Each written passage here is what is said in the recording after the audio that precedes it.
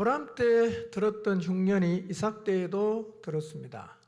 이삭이 애굽으로, 양식 있는 애굽으로 내려가려고 그랄로 갔는데 여호와께서 이삭에게 나타나서 애굽으로 내려가지 말고 이 땅에 거류하라 고 말씀하시면서 아버지 아브라함에게 주었던 언약을 확인해 주시고 그 다음에 이 땅에 머물면 내가 너에게 복을 주겠다고 말씀을 하셨습니다.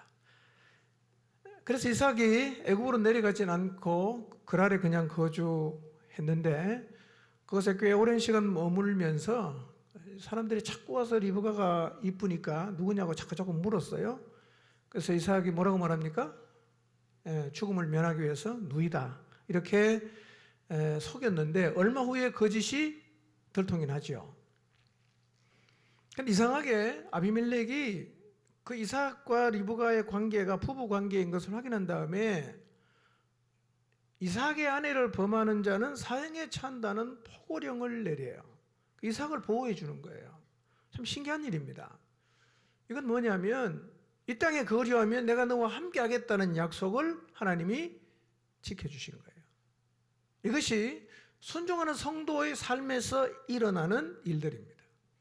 자, 오늘 이야기는 그 후 이삭이 계속 그랄 땅에 머물면서 겪은 일들입니다. 이것은 어쩌면 오늘 이 땅을 살고 있는 성도들의 삶의 모습이기도 합니다.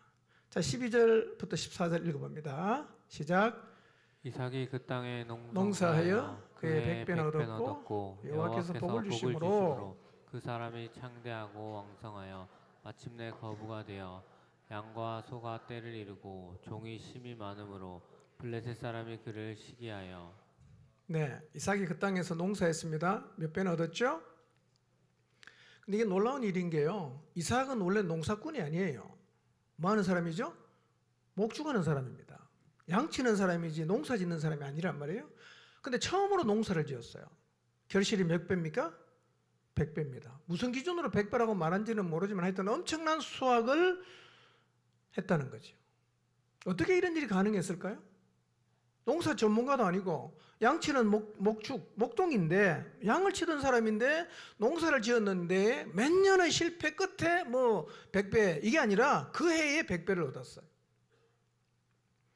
12절을 보면 여호와께서 복을 주셨기 때문이라고 이 얘기를 합니다. 이 땅에 거류하면 내가 너와 함께 있어서 내게 복을 주겠다고 하신 약속을 하나님이 또 지키신 거예요. 하나님이 함께하는 인생에는 늘 이런 은혜와 복이 따르죠. 우리도 마찬가지입니다. 우리도 하나님과 함께하면 이런 은혜와 복을 누리게 돼요. 여러분 하나님과 함께 하십니까? 우리 뭐 다 그냥 교회 나오니까 하나님과 함께 한다고 말합니다. 근데 교회를 나오는 거하고 하나님이 함께 하는 건 달라요. 그 의미는 제가 뒤에 가서 설명하겠습니다. 교회를 나와도 하나님과 전혀 함께 하지 않은 사람이 적지 않습니다. 이 은혜는 누가 누리냐? 하나님과 함께 하는 사람이 누리는 거예요. 자, 이런 이삭을 통해 우리가 배우게 되는 교훈이 있어요. 이게 뭐냐면 무엇을 하느냐보다도 어디에 있느냐가 중요하다는 거예요. 이삭이 어디서 농사했습니까? 그 땅에서 농사를 했어요. 풍요를 찾아 애굽으로 가려고 했는데 하나님이 애굽으로 가지 말라고 막으시니까 애굽으로 안 내려갑니다. 그리고 그 땅에 머물렀어요.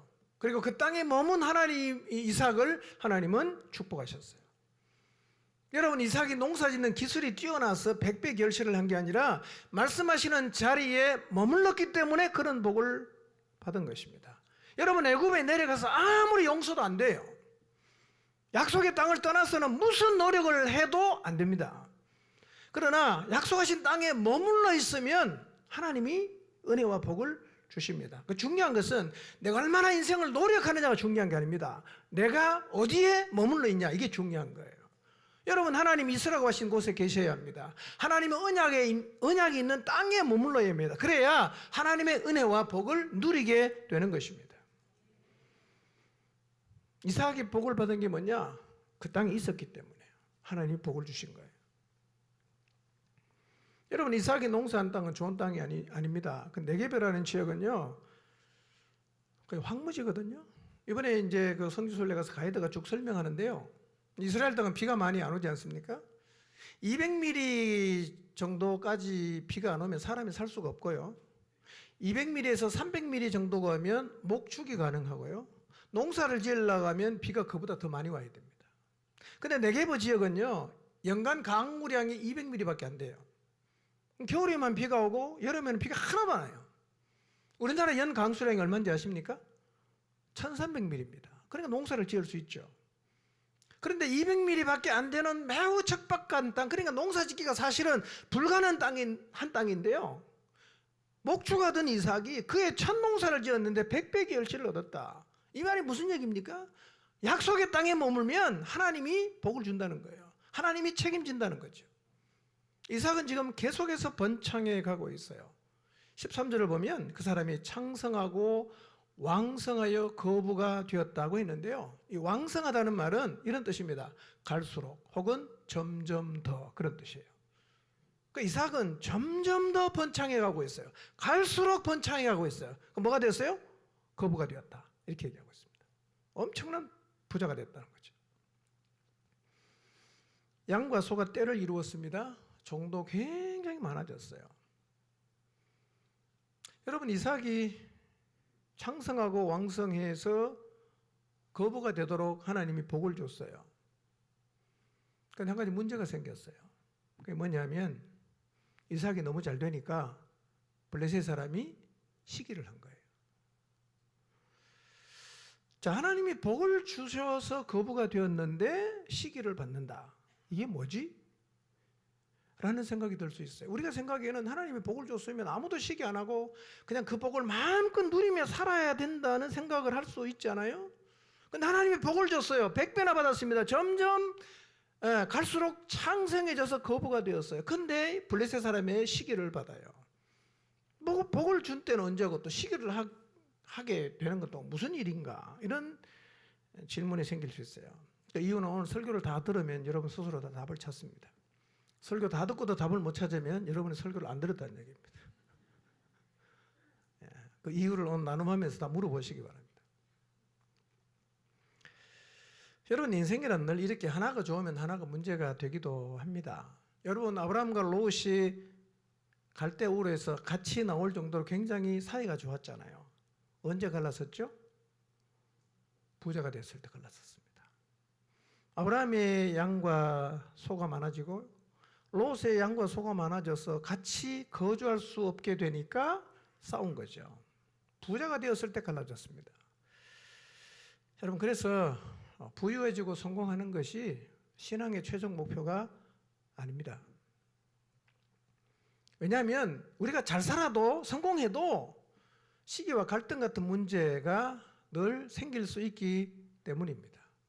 그래서 성공해도 갈등과 문제가 있고 그렇지 않아도 또 문제가 있어요. 그래서 이 땅의 삶은 완전하지 않습니다. 인생은 언제나 하나님을 붙잡고 하나님 안에서 인생의 궁극적인 하나님의 선물과 은혜와 영생을 향해서 달려가는 것이 신앙생활입니다. 여러분, 이 블레셋 사람이 이삭을 시기한 것은 충분히 이해할 수 있어요. 여러분, 그 외지인이 남의 땅에 와서 갑자기 너무 큰 부자가 되면 긴장이 생길 수 있지 않겠어요? 뭐 예를 들어서 우리 지역에 중국 사람이 와서 상권을 다 장악해서 거부가 되었다. 그럼 어떻게 될까요? 우리가 좀 그런 마음이 생기겠죠? 예. 그런 이유로 지금 블레셋 사람들이 이삭을 시기하는 거예요. 남이 잘 되면 배가 아프고 시기하는 것이 인간의 보편적인 모습이에요. 그 우리 속담에 사촌이 논을 사면 어디가 아픕니까? 배가 아프죠. 배가 아프죠. 혹시 그런 배앓이를 하고 계신 분 안 계십니까? 여러분 주변에 있는 사람이 너무 하나님이 복을 많이 주고 나는 복을 안 줬다고 생각이 들어서 배가 자꾸 이렇게 살살 아파하시는 분 계십니까 혹시? 여러분, 우리는 하나님이 복을 준 사람, 하나님의 복을 받은 사람을 시기하지 않아야 합니다.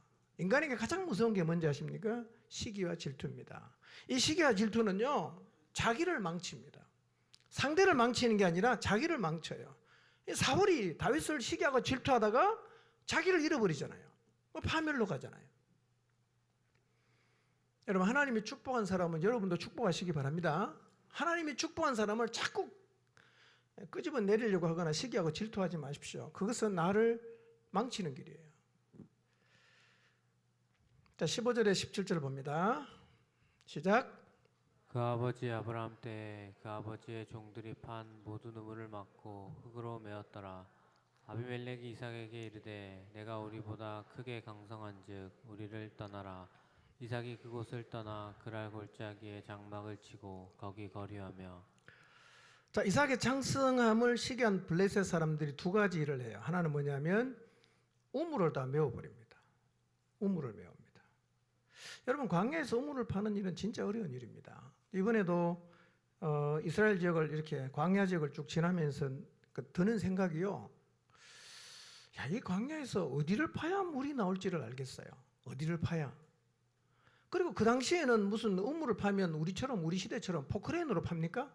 다 손으로 삽으로 그냥 파야 되지. 삽도 없죠. 손으로 다 파야 되는 그 소중한 생명줄과 같은 우물을 갖다 메워버렸다. 이거는 굉장히 심각한 일입니다. 왜 메웠죠? 시기심 때문에. 여러분, 그러니까 부요가 꼭 축복인 것이 아닐 수 있어요. 가난이 꼭 재앙이 아닐 수가 있습니다. 여러분, 삶을 돌아보십시오. 가난하고 어려울 때는 하나님을 간절히 찾잖아요. 근데 오히려 우리가 부요해지면 우리 마음이 하나님에게서 멀어지는 경우가 훨씬 더 많아요. 여러분, 성공할 때 하나님 믿기가 더 어렵습니다. 성공할 때 하나님에게서 멀어지는 사람이 훨씬 더 많습니다. 언제 조심해야 되냐? 어려울 때가 아닙니다. 어려울 때는 다 자기 발로 하나님께 찾아오고 하나님 앞에서 다 무릎을 꿇어요. 근데 언제 우리가 기고만장해지고 마음이 하나님에게서 멀어지느냐? 부유해질 때입니다. 성공할 때입니다. 잘 나갈 때입니다. 그때가 제일 위험해요. 성경에도 성공해서 혹은 강성해져서 하나님에게서 멀어진 사람이 참 많아요. 역대하 26장 16절에 보면 우시아 왕 같은 사람은요, 굉장히 나라가 강성해지니까요, 자기가 제사장이 하는 분양까지 하려고 하다가 갑자기 손에 이제 온몸에 문둥병이 이제 발하게 돼서 별궁에 가게 되죠. 우시아만 그런 게 아니었어요. 로호밤, 아사, 히스기야 왕도요, 강성해질 때 교만해졌습니다. 부유해지고 강성해지는 게요, 이게 반드시 복이 아닐 수가 있어요.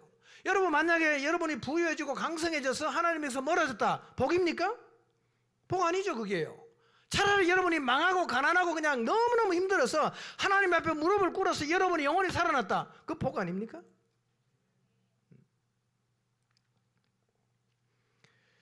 그래서 여러분, 부유할 때 우리가 조심해야 됩니다. 아비멜렉이 종들이 와서 우물을 다 메웠잖아요. 그 당시에는 우물을 메운다는 것은 두 가지 의미가 있어요. 하나는 뭐냐? 전쟁하자는 거예요. 여러분, 내가 파놓은 내 양떼를 먹여야 되는 생명줄인 우물을 메웠다. 가만히 있겠어요? 죽기 살기로 싸워야지, 그건요. 그러니까 우물을 메웠다는 것은 전쟁을 선포하는 것이고요. 또 하나는 뭐냐? 떠나라는 거예요. 너랑 같이 못 살겠다, 나가라, 이런 뜻이거든요. 실제로 아비멜렉이 이삭에게 와서 네가 우리보다 크게 강성하니까 우리를 떠나라 라고 요청을 합니다. 떠나라. 흉년을 피해서 애굽으로 가다가 거랄에서 하나님이 애굽에 내려가지 말라고 해서 거랄 땅에 머물렀어요. 그곳에서 아내를 누이라고 속임으로 큰 위기를 맞았지만 하나님의 도우심으로 위기를 넘깁니다. 그의 농사를 지어서 100배나 얻고 점점 창성해져서 거부가 되었어요. 근데 블레셋 사람이 시기해서 지금 우물을 메워버리고 떠나라고 합니다. 어디로 가야 됩니까? 이삭은. 여러분 같으면 어디로 가겠어요?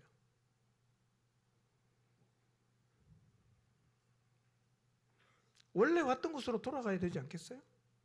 가라고 하니까. 근데 이삭은 그랄 땅을 못 떠납니다. 어디로 갔는가? 성경을 보세요. 그랄 골짜기로 갑니다. 그랄 골짜기는요, 지금 있는 곳에서 한 15km 정도 떨어진 곳이에요. 그곳에 가서 다시 장막을 치고 거류하는 거죠. 100배의 결실을 했던 그랄을 떠나갈 믿음이 이삭에게는 지금 없습니다. 여러분, 우리가 신앙의 회색지들을 떠나는 게 쉽지 않습니다. 교회 한 발 들어놓고 세상에 한 발 들어놓고 어정쩡한 모습으로 신앙생활을 평생 동안 하는 사람도 있잖아요. 이것도 아니고 저것도 아니에요. 하나님이 뭐라고 말씀하셔도 어떨 때는 이 발을 뗐다가 어떨 때는 저 발을 뗐다가 계속해서 세상과 하나님에게 양다리 걸쳐놓고 신앙생활을 하면서 그 삶을 청산하지 못하는 거예요. 이삭이 지금 못 떠나고 있어요. 그래서 떠나라고 하니까 글 아래 있는 골짜기로 가서 사는 거예요. 한 15km 정도 떨어진 것입니다. 여러분 혹시 신앙의 회색지대에 머물러 있다면 믿음으로 회색지대를 떠나시기를 바랍니다. 떠나시기 바랍니다. 이삭이 못 떠나요. 자, 18절에서 21절 볼까요? 시작. 그 아버지 아브라함 때 팠던 우물들을 다시 팠으니 이는 아브라함이 죽은 후에 블레셋 사람이 그 우물들을 메었음이라. 이삭이 그 우물들의 이름을 그의 아버지가 부르던 이름으로 불렀더라. 이삭의 종들이 골짜기를 파서 샘 근원을 얻었더니 그럴 목자들이 이삭의 목자와 다투어 이르되 이 물은 우리의 것이라 하매 이삭이 그 다툼으로 말미암아 그 우물 이름을 에색이라 하였으며 또 다른 우물을 팠더니 그들이 또 다툼으로 그 이름을 신나라 하였으며 이삭이 거기서 옮겨 다른 우물을 팠더니 그들이 다투지 아니하였으므로 그 이름을 르호봇이라 하여 이르되 이제는 여호와께서 우리를 위하여 넓게 하셨으니 이 땅에서 우리가 번성하리로다 하였더라. 그랬어요. 자, 그랄던 골짜기에 장막을 친 이삭은 아버지 아브라함이 죽은 다음에 블레셋 사람들이 메웠던 우물을 다시 파요. 그럼 놀랍게도 샘의 근원을 다시 얻습니다. 근데 이삭이 그 땅에서 이전에 블레셋 사람이 메웠던 샘을 다시 팠다는 것은 뭐예요? 다시 선전포고하는 것과 똑같습니다. 왜냐하면 샘을 메우고 가라고 했는데 또 팠으니까요. 이삭의 종들이 우물을 파니까 그랄의 목자들이 다시 와요. 그리고 뭐라고 하느냐면 이 우물 우리 거다. 그리고 빼앗아가는 거예요. 이삭이 어떻게 합니까? 우물을 양보해요. 그리고 이름을 에색이라고 붙였습니다. 사실은 양보한 게 아니라 양보를 할 수밖에 없어. 힘으로 못 이기니까. 뺏긴 거죠.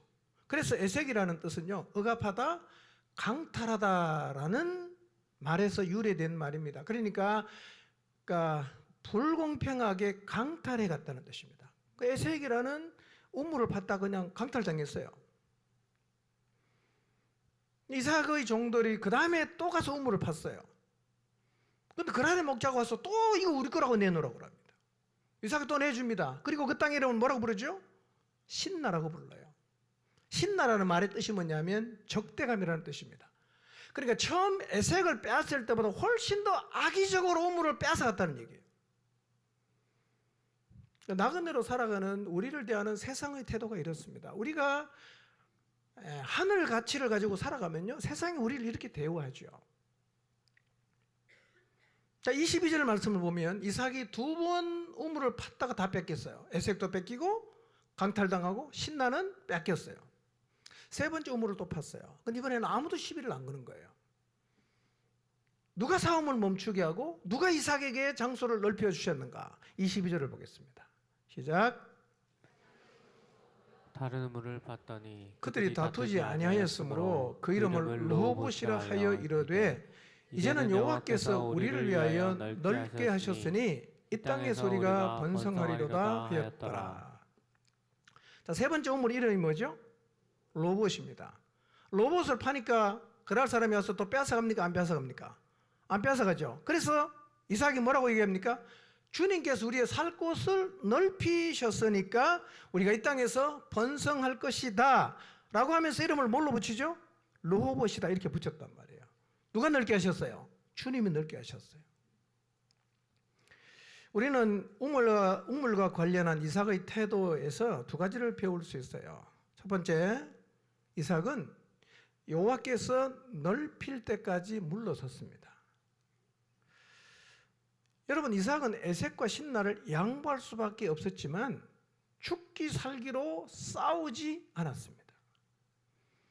그러니까 하나님이 어떻게 합니까? 살 곳을 넓혀주시고 르호봇을 만나게 하신 거예요.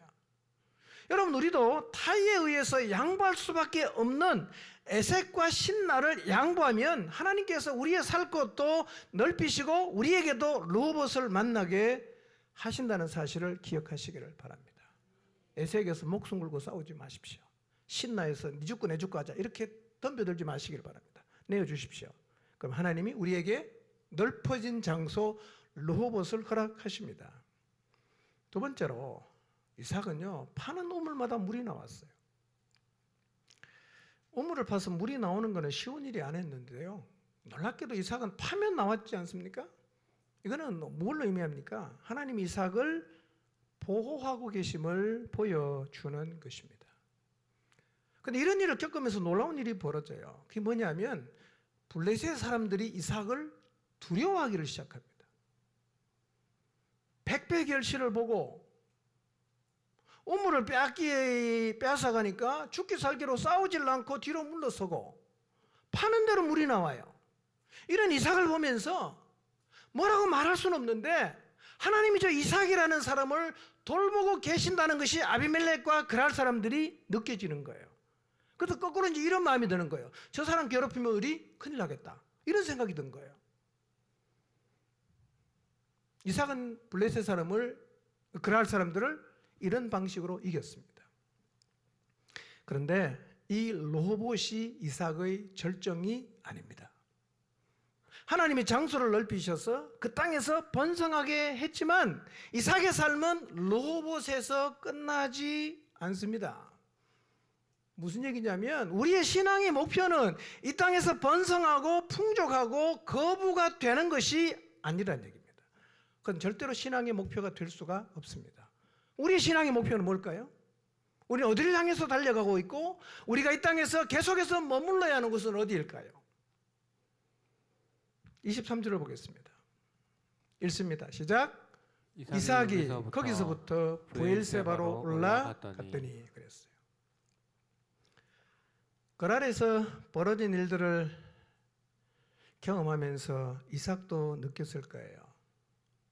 흉년의 때에 애굽으로 내려가려는 자신을 찾아오셔서 이 땅에 머물면 너희 아버지 아브라함에게 주신 언약을 이루고 내가 너와 함께하고 너에게 복을 주겠다 그 하신 약속을 계속해서 지키는 걸 경험해요.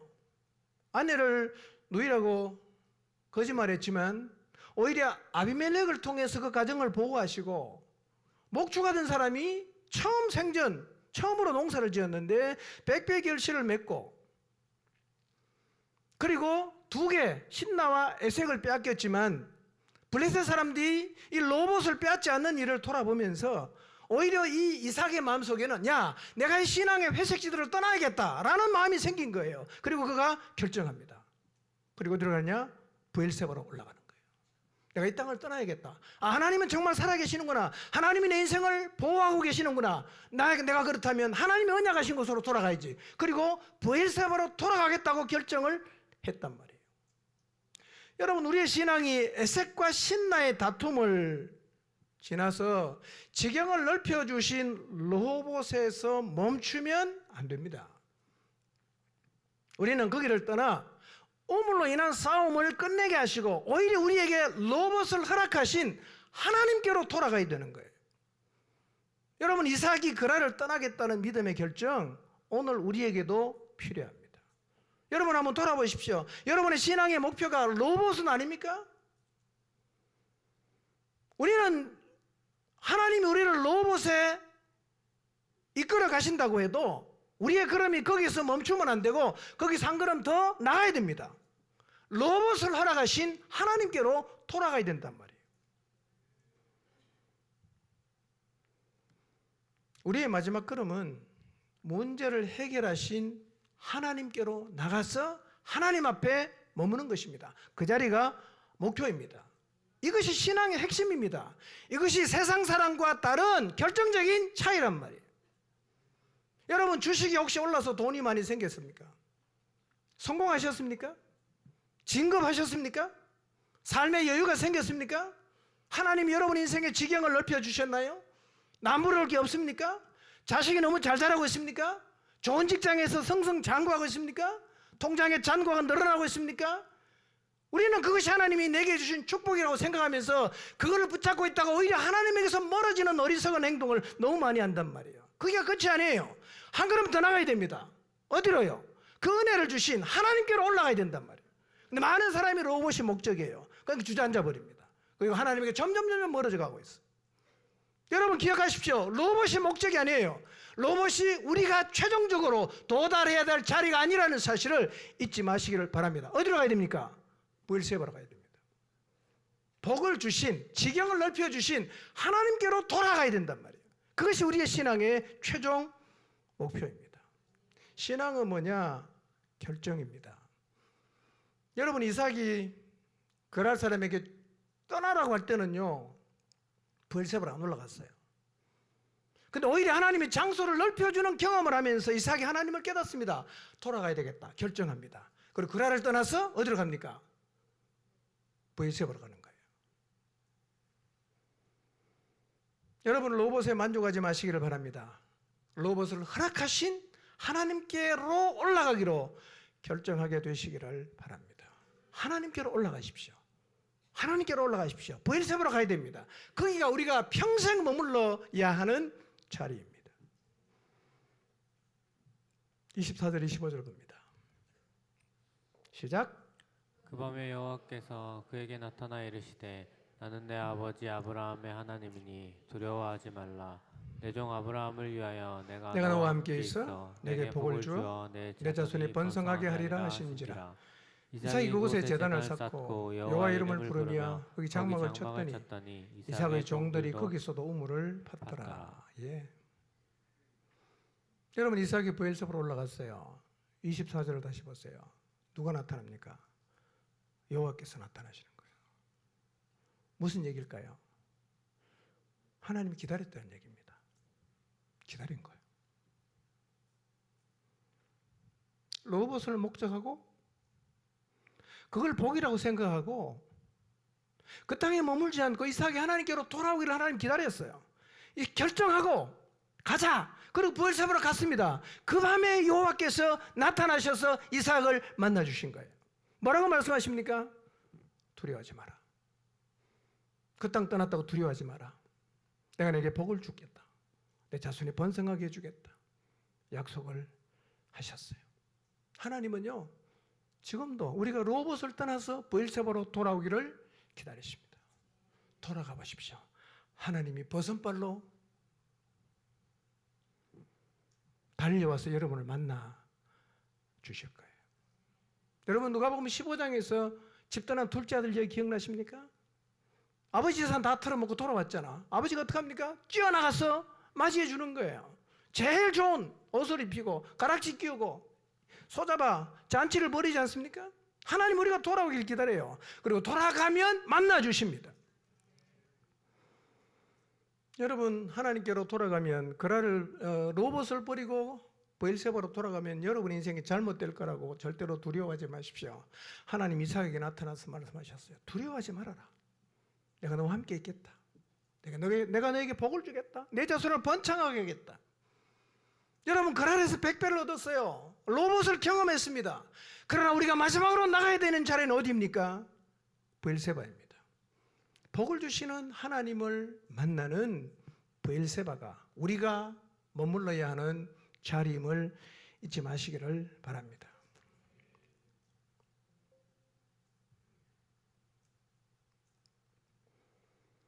이삭이 브엘세바에서 제단을 쌓았다는 말은 하나님을 예배했다는 말입니다. 여호와 이름을 불렀다는 말은 기도했다는 말이에요. 거기 장막을 쳤다는 말은 그곳에서 하나님과 동행하며 살았다는 것을 의미합니다. 그러면서요 이삭이요 하나님의 언약을 성취하는 삶을 살게 됩니다. 여러분 아브라함의 약속을 생각해 보십시오. 이삭에게 나타나서 주신 하나님의 약속을 생각해 보십시오. 이삭의 삶은 뭘 이루어가야 됩니까? 언약을 이루어가야 돼요. 근데 그랄에서 100배 농사지었다고 그리고 로봇에서 하나님의 장소를 넓혀줬다고 하나님이 주신 언약을 잊어버리고 세상의 부여를 붙잡고 살면 걸어갈 길을 간 거예요? 아니면 이탈한 겁니까? 이탈한 거잖아. 이삭은 어떻게 살아야 됩니까? 하나님이 주신 언약을 이루는 삶을 살아야 된단 말이에요. 오늘 그리스도인 우리가 어떻게 살아야 됩니까? 세상에서 부자 되고 성공하고 그래서 하나님이 내게 복을 줬다고 막 이렇게 사람들에게 자랑하는 삶이 아니란 말이에요. 우리는 우리에게 주신 하나님의 언약을 성취하는 자리에 머물러 있어야 합니다. 그것이 그리스도인인 우리가 서 있어야 되는 자리임을 잊지 마시기를 바랍니다. 언약을 이루어 가야 됩니다. 우리의 삶은. 여기서 우리가 알 수 있는 것은 우리 인생의 흉년이 찾아옵니다. 때로 우리도 그 안에 머물 수 있죠. 애색과 신나를 지나기도 합니다. 힘들죠. 또 하나님이 넓혀주시는 로봇을 경험하기도 합니다. 그러나 신앙의 하이라이트는 뭡니까? 브엘세바로 올라가는 거예요. 하나님을 만나는 자리로 올라가는 것입니다. 우리의 신앙에서 가장 중요한 것, 우리의 신앙에서 우리가 도달해야 되는 최종적인 목적지는 문제를 해결하시는 하나님을 만나고 그 하나님과의 관계를 회복하는 것입니다. 이게 최고 복입니다. 잊지 마시기를 바랍니다. 26절에서 33절 봅니다. 읽습니다. 시작. 아비멜렉이 그 친구 아웃삿과 군대 장관 비골과 더불어 그랄에서부터 이삭에게로 온지라. 이삭이 그들에게 이르되 너희가 나를 미워하여 나에게 너희를 떠나게 하였거늘 어찌하여 내게 왔느냐. 그들이 이르되 여호와께서 너와 함께 계심을 우리가 분명히 보았으므로 우리의 사이 곧 우리와 너 사이에 맹세하여 너와 계약을 맺으리라 말하였노라. 너는 우리를 해하지 말라. 이는 우리가 너를 범하지 아니하고 선한 일만 내게 행하여 내가 평안히 가게 하였음이니라. 이제 너는 여호와께 복을 받은 자니라. 이삭이 그들을 위하여 잔치를 베풀매 그들이 먹고 마시고 아침에 일찍 일어나 서로 맹세한 후에 이삭이 그들을 보내매 그들이 평안히 갔더라. 그날 이삭의 종들이 자기들이 판 우물에 대하여 이삭에게 와서 알려 이르되 우리가 물을 얻었나이다 하매 그가 그 이름을 세바라 한지라.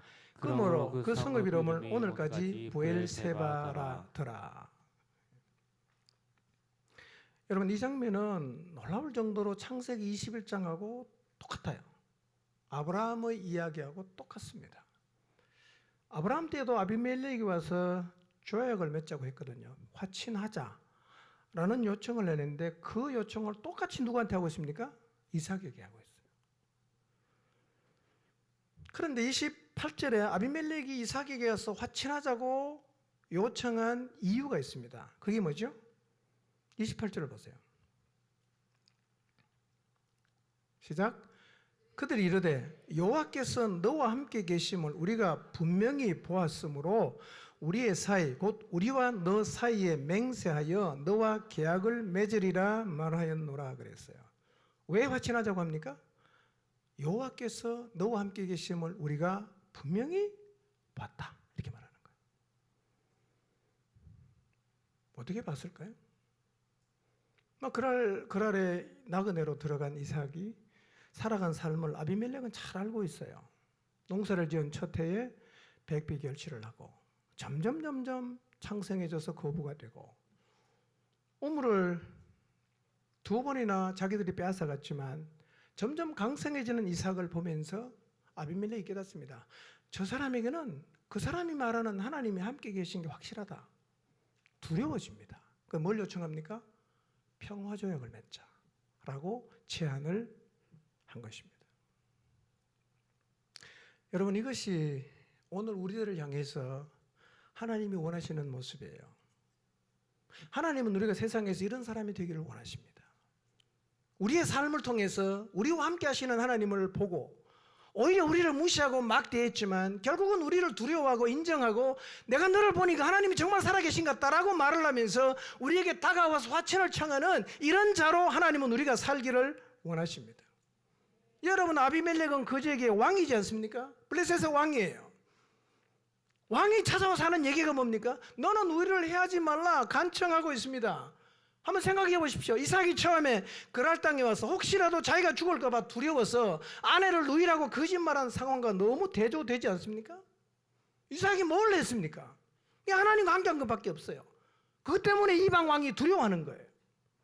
오늘 우리가 세상을 향해서 힘으로 세상을 제압할 수는 없습니다. 그러나 우리가 하나님과 함께하는 삶을 살면 사람들이 우리와 함께 하시는 하나님을 볼 것이고 그리고 우리를 결코 무시하지 못하게 될 것입니다.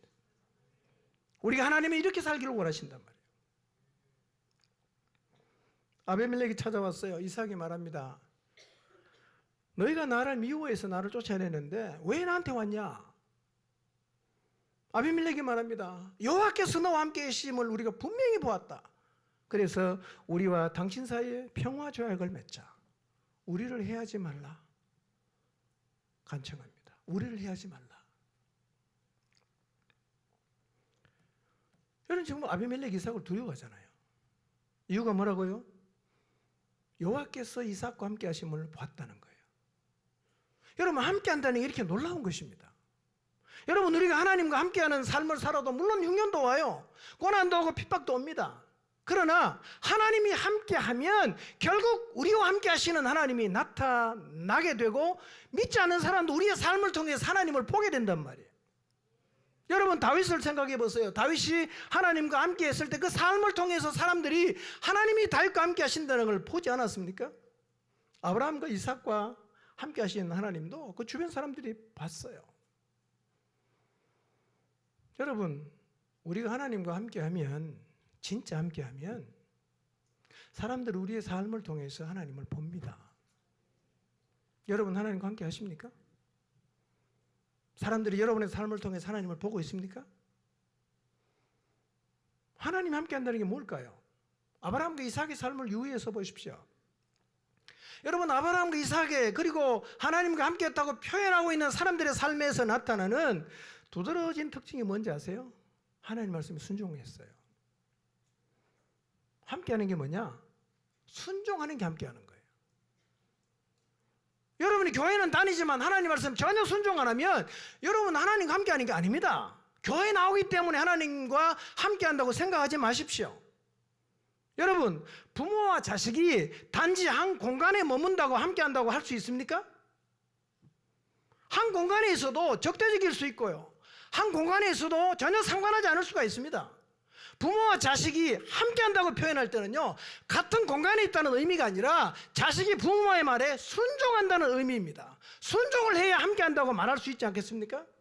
여러분 같은 공간에 살아도 자식이 부모 말 절대로 안 듣고 살면 그건 함께하는 게 아닙니다. 마찬가지입니다.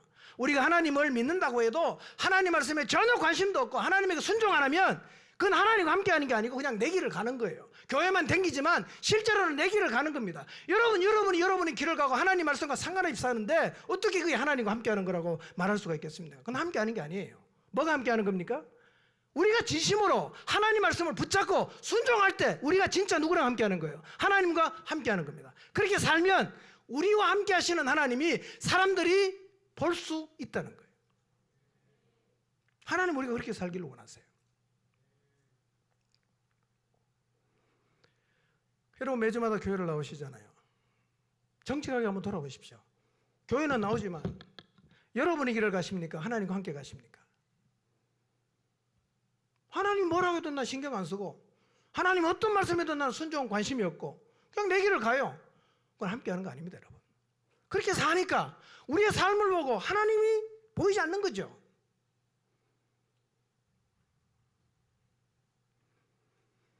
세상과 어떻게 차별되냐? 하나님 말씀에 순종함으로 차별돼요.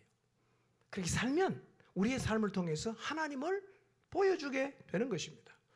여러분 우리가 이 세상에 살면서 차별화되는 순종이 구체적으로 뭘까요? 예수님을 안 믿는 사람하고 예수님을 믿는 우리 사이의 차이는 무엇일까요? 여러분 가장 큰 차이는 세상 사람들은 현재 가치로 삽니다. 그런데 성도는 미래 가치를 따라 살아요. 우리는 미래 가치로 살아야 됩니다. 그렇게 살면 사람들이 궁금해합니다. 어떻게 현재 가치를 뒤로 하고 보이지도 않는 아직 오지도 않았는 그 미래 가치를 붙잡고 살아갈 수가 있는가? 그렇게 살면 궁금해하죠? 그럼 어떻게 하겠어요? 묻겠죠. 왜 그렇게 사냐고. 어떻게 그렇게 살 수 있냐고 묻는단 말이에요. 베드로후서 3장 15절 한번 보겠습니다. 읽습니다. 시작. 너희 마음에 그리스도를 주로 삼아 거룩하게 하고 너희 속에 있는 소망에 관한 이유를 묻는 자에게는 대답할 것을 항상 준비하되 온유와 두려움으로 하고. 예, 마음에 그리스도를 주로 삼아서 거룩하게 하고 소망을 가지고 살면, 미래 가치를 붙잡고 살면 사람들이 뭐라고 이야기한다고요? 어떻게 그렇게 살 수 있냐고 묻는단 말이에요. 우리의 미래 가치는 뭡니까? 여러 개로 설명할 수 있습니다. 구원입니다, 여러분. 여러분 구원 받으셨습니까? 구원이 사실입니까? 그래서 우리는 미래 가치 붙잡고 살 수가 있는 것입니다. 우리를 세상의 가치와 차이난 삶을 살게 하는 것은 바로 구원입니다. 여러분 만약에 우리가 구원을 받지 않는다면 세상 사람과 다르게 살아갈 이유가 뭐가 있겠어요? 생각해 보십시오. 우리가 흉년이 온다고 믿음과 말씀을 다 집어던지고 세상으로 가버리고 애색을 지키려고 목숨 걸고 신나를 뺏기지 않으려고 인생을 건다면, 로봇을 전부로 생각해서 그것을 축복이라고 생각하고 오히려 하나님에게서 멀어진 삶을 산다면 이거는 세상 사람하고 다를 바가 하나도 없지 않겠습니까? 우리를 세상 사람과 구별되게 하는 게 뭐겠어요? 구원입니다. 하나님의 언약이에요. 하나님의 말씀입니다. 그걸 붙잡고 흉년에도 세상으로 안 가는 거죠. 애색을 양보합니다. 신나를 양보합니다. 로봇에서 하나님이 장소를 넓혀도 그 장소를 넓히신 하나님을 붙잡기 위해서 브엘세바로 내려가는 것, 이것이 세상과 우리를 차별 짓는 것이라는 사실을 잊지 마시길 바랍니다. 이렇게 살면 사람들이 물어요. 왜 그렇게 사냐고. 우리의 삶을 보면 세상 사람들이 궁금해해야 됩니다. 똑같으면 뭐가 궁금하겠어요? 똑같으면 뭘 묻겠어요?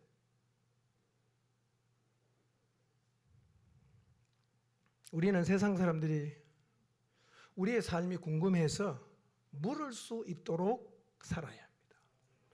여러분 제가 지금 드리는 말씀을 그냥 늘 알던 얘기로 흘려 듣지 마시고 마음에 깊이 한번 새기시고 이번 한 주 동안 묵상해 보시길 바랍니다.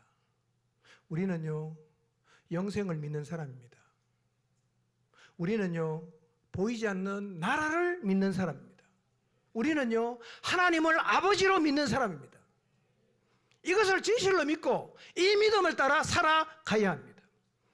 우리가 구원을 소망하면서 하나님의 언약을 붙잡고 미래 가치를 추구한다면 우리의 삶은 현재 가치만을 추구하는 사람과는 확연하게 다를 것입니다.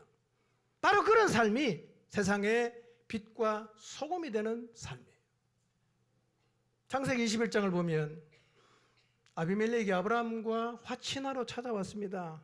그리고 두 사람이 맹세하고 그곳 이름을 브엘세바로 불렀는데요. 자, 창세기 21장 31절에서 33절을 한번 보겠습니다.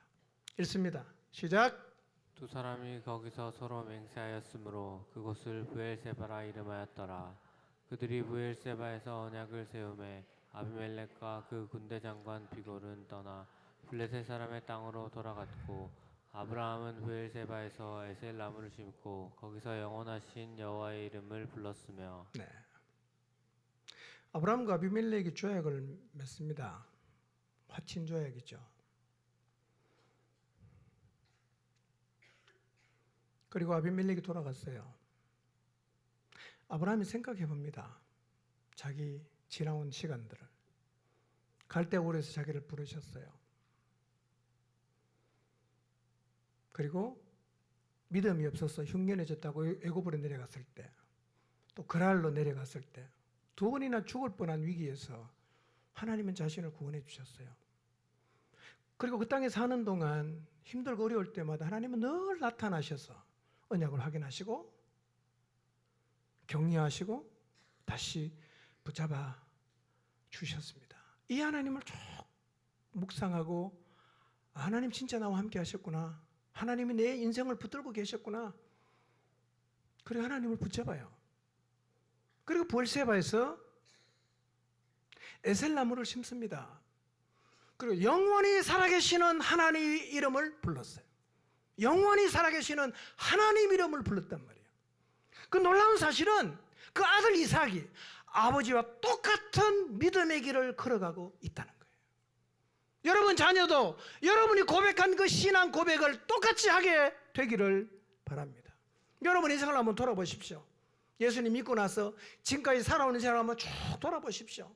그리고 여러분과 함께 하시고 여러분 인생을 붙드셨던 하나님을 기억하시고 여러분도 아브라함처럼 영원히 살아계시는 하나님의 이름을 부르게 되시기를 바랍니다. 이삭이요 하나님이 넓혀주신 땅 로봇을 뒤로 하고 자기의 삶을 붙들고 지켜주신 하나님께로 돌아가잖아요. 그것이 어디입니까? 브엘세바였어요. 여러분, 우리도 이제 믿음의 조상들이 걸어갔던 그 길을 따라가야 합니다. 에색을 지키려고 신나 붙잡겠다고 목숨 걸지 마시기를 바랍니다. 100배 결실을 한 거란, 그리고 하나님이 넓혀주신 장소 로봇이 신앙의 목적지가 아니라는 사실을 잊지 마시기를 바랍니다. 우리가 도달해야 되는 진짜 목적은요, 100배 결실을 주시고 로봇을 허락하실 수 있는 하나님께로 돌아가는 것입니다. 그것이 바로 브엘세바입니다. 그렇게 하나님을 붙잡고 현재 가치가 아니라 미래 가치를 따라 살 때, 오늘 우리도 우리와 함께 하시는 하나님을 세상 사람들에게 보여줄 수 있을 것이고, 이렇게 궁금해서 묻는 사람들에게 살아계신 하나님을 전할 수 있게 될 것입니다. 이것이 그리스도인의 삶입니다. 아브라함과 이삭처럼 이제 브엘세바로 올라가서 영원히 살아계시는 하나님의 이름을 부르고 하나님의 이름을 붙잡게 되시기를 바랍니다.